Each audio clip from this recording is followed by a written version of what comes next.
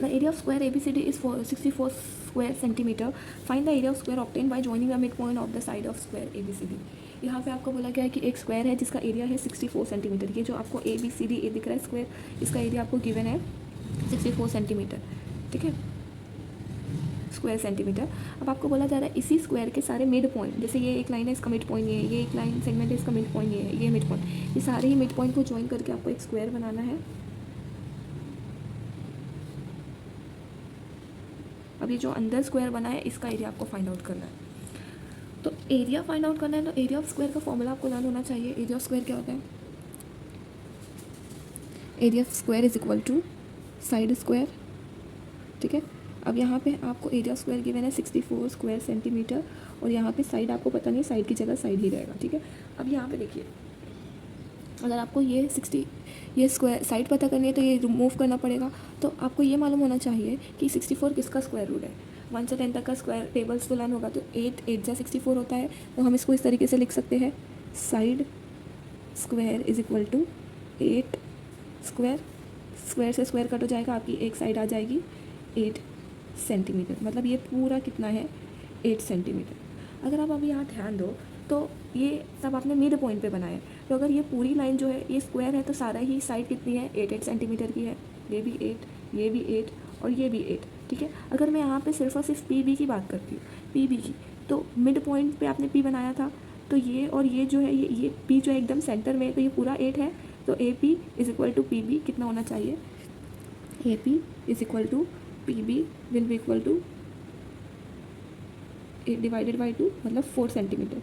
अगर ये पूरा 8 है तो ये और ये कितना हो जाएगा? आधा आधा हो जाएगा, 4 4, क्योंकि मिड पॉइंट पे P बना है. ये 4 हो गया तो ये भी 4 होगा, ये भी 4 होगा, है ना. तो वैसे ही आपके पास क्या आ रहा है अभी?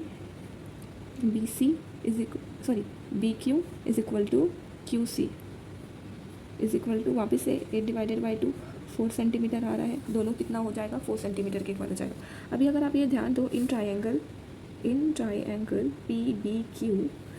PBQ में अगर आप ध्यान दो तो PB 4 सेंटीमीटर है, BQ 4 सेंटीमीटर है. ये आपको नहीं पता है किसी भी. अभी आपको इनसाइड वाले रखना है, इस स्क्वायर का एरिया फाइंड आउट करना है. तो एरिया ऑफ स्क्वायर क्या है? Side square. मतलब आपको कोई भी एक साइड मालूम होनी चाहिए. तो हम ये वाला स्क्वायर लेते हैं. देखो ट्रायंगल लेते हैं PBQ, तो उसमें ये साइड आ जाएगी. अगर हमने ये साइड फाइंड आउट कर ली एरिया ऑफ स्क्वायर के थ्रू, एरिया ऑफ स्क्वायर आपका है साइड स्क्वायर, है ना. तो एरिया ऑफ स्क्वायर के थ्रू आप क्या कर सकते हो, ये बात जो भी आपकी साइड आ रही है वो पुट करोगे और आपको वैल्यू मिल जाएगी.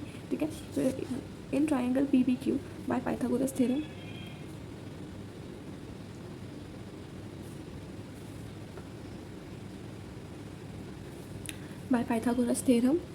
क्या होता है formula? Hypotenuse square is equal to base square plus height square. मतलब PQ square is equal to PB square plus BQ square. PQ तो नहीं पता है आपको, जो आपको मालूम है आप वो पुट करिए. ये 4 स्क्वायर है प्लस ये भी 4 स्क्वायर है. 4 4 जा 16 प्लस 16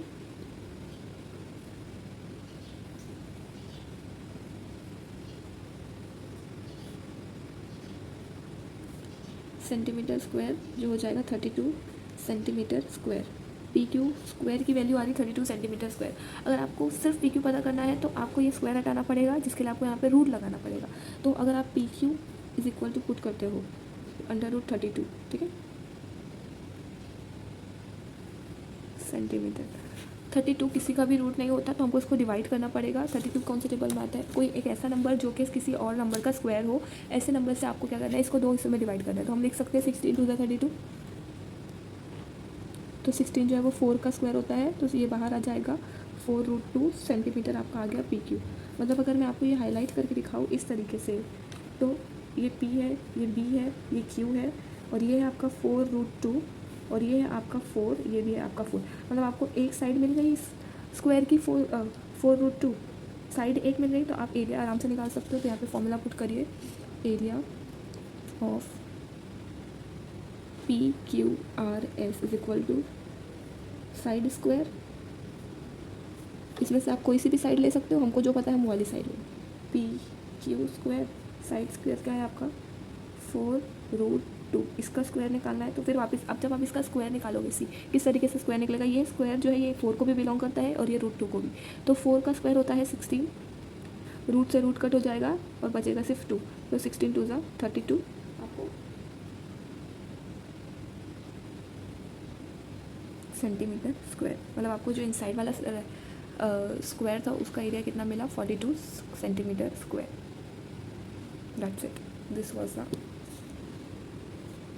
आंसर.